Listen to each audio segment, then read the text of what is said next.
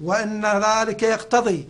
تا دێت فشارەکانی بەغدا و حکوومەتی ناوەندی لە ڕێگەی یاساکان و دادگای فیدراڵیەوە بۆ سەر قەواری هەرێم زیاتر دەبێت و دەسەڵاتدارانی هەرێم ئەو فشارانە بە دژایەتیکردنی قەوارەی هەرێم ناوزەند دەکەن. ئەمە لە کاتێکدایە نوێنەرانی کورد لە پلەباڵەکانی بەغداد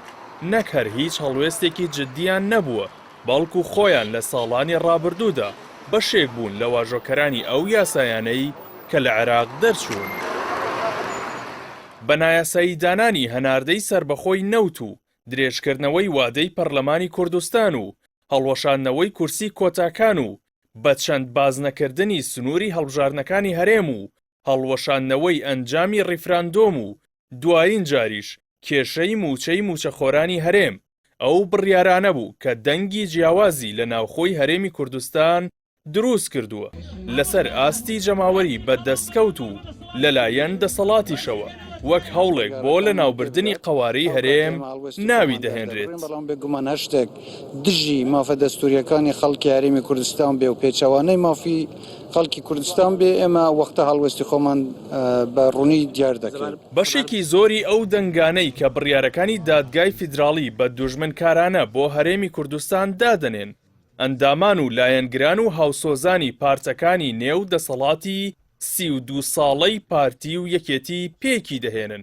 کە ئەمەش ئەو پرسە لای هاوڵاتیان و خەمخۆرانی قەوارەی هەرێم دەوروژێنێت کە بۆچی لەو ماوەیەدا دەسەڵاتدارانی ئەم دوو حیزبە و هاوبەشەکانیان نەیانتوانیوە ژێرخانێکی یاسایی و ئابووری و سیاسی بەهێز بۆ هەرێمی کوردستان بنیاد بنێن تا بتوانێت لە دۆخێکی هاوشێوەدا ڕوبەڕووی مەترسیەکان ببێتەوە. حکومڕانی کوردی لە ماوەی 3 دەیەی ڕابردوودا هەلی تەواوی بۆ چەندین هەنگاوی گرنگی استراتیژی وەک نووسینەوەی دەستوور و دروستکردنی دەسەڵاتێکی بێلایەنی دادوەری و یەکخستنەوەی هێزی پێشمەرگە و دروستکردنی سوپایەکی نیشتیمانی لە دەستدا بووە و دەیتوانی ئەنجامی بدات، بەڵام بە هۆکاری بەرژەوەندی حزبی و بنەماڵەیی و هەژمونی کەسی و ناکۆکی و هەست نەکردن بە بەرپرسیارەتی مێژوویی خۆیان تەواوی هەلەکانیان لە دەستداوە.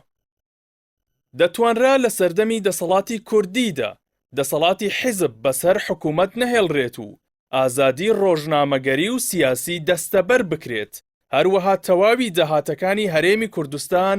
یەک بخرێت و موچە و مافەداراییەکانی هاوڵاتیان و فەرمانبەران لە کاتی خۆیدا دابەش بکرێت.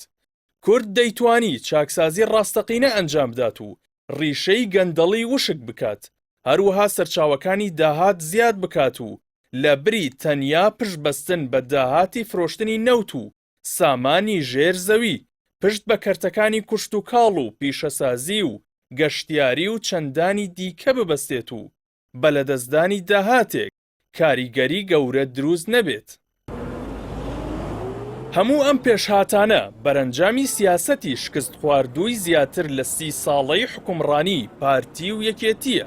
کە تەواوی ئەم ساڵانەیان لەدەستداوە و هەرێمەکەیان بەرەو لێواری لە ناوچوون بردووە.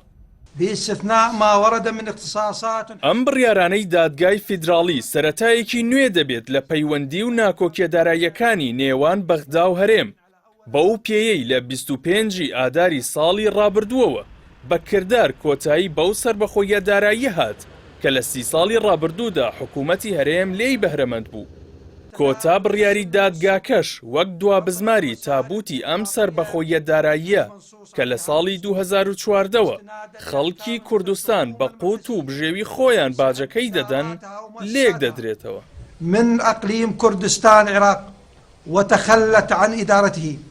حينها حصل فراغ إداري وقانوني.